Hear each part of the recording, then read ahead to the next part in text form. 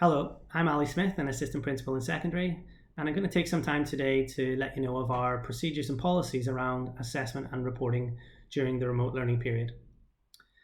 We take assessment pretty seriously. It informs for us how well your child is doing, the journey they're on, and it allows us to make predictions of where we think your children are going to end up, be that in their GCSEs or in the IB, A-level and post-16 BTEC courses that we have running.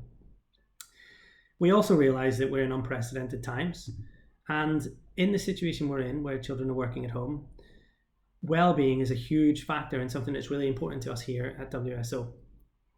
With that in mind, we've made the decision to sit no formal exams over the next term. So in the secondary school, no children will sit a formal exam in a class or remotely while we're going through this remote learning period. What that means is that we won't be marking an assessment and giving a current anticipated grade as feedback. We won't be asking students to go off and revise, and we won't be putting them under that stress when they're in an isolated situation without their peers and without the teachers to support them through it. Because we're not doing an assessment, that doesn't mean we're not assessing. So what you will see is in every lesson, our teachers will be ongoing assessing your students, the children. It's called formative assessment, and that will be happening in all the lessons we do. How that will look is through small, sharp tasks that the teacher designs, which will give them the insight into whether a student has understood what the lesson is about. To help you understand what those are, we're calling them CFUs, checking for understanding tasks.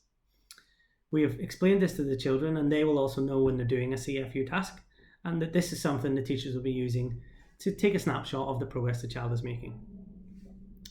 What you will also see is teachers giving feedback to students on these tasks and of course in everything they do in lessons.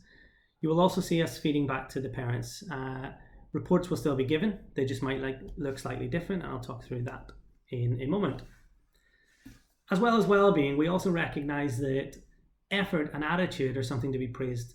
In this situation we find ourselves in, we've been blown away by the engagement of some of the students and how much they've been committed to their learning and how much effort they've been putting in. So in the reporting this year, we want to acknowledge that. So where you won't get a current anticipated grade in term 3, we will still be giving you a comment regarding progress. Alongside that, we're also going to give a comment on attitude to learning, engagement in remote online learning, as well as work submitted. So because you won't get a grade, we're going to measure these on 4 parameters: excellent, good, acceptable, or cause for concern. Hopefully this will allow you to feel that you're still informed of the progress your child is making, and also that we'll be able to acknowledge the efforts and commitment your children are putting in, and that'll be reflected in the reports you receive. When this online learning time finishes and we're back in class, hopefully at the start of September, we'll be designing an assessment week that we would have had at the end of this year. And in that, we will sit some formal exams, mostly with the purpose of just checking for gaps in the students' understanding. We don't want the students to come back to school feeling they're under pressure, but at the same time, we realise that robust and structured assessment is a valid part of our cycle. So when the students come back, they will sit assessments in the classes.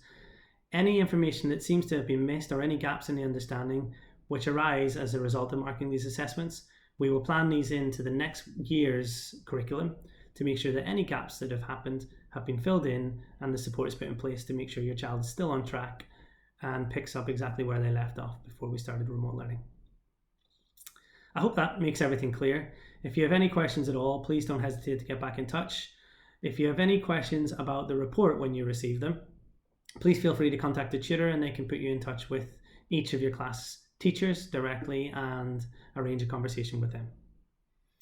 For the year 11 and 13s, I think this is a particularly challenging time as they finish their studies on the courses. And unfortunately, we've been asked not to report any grades to year 11 and 13 students. So along the same lines that we're doing for the other year groups, the year 11 and 13s today have received a final grade card from us, which gives progress since the mock, attitude to learning, and engagement in online learning. And you should be able to look at these on the ISAMS parent portal today. Again, any questions, please feel free to get in touch. And thank you for listening. I hope you have a nice weekend.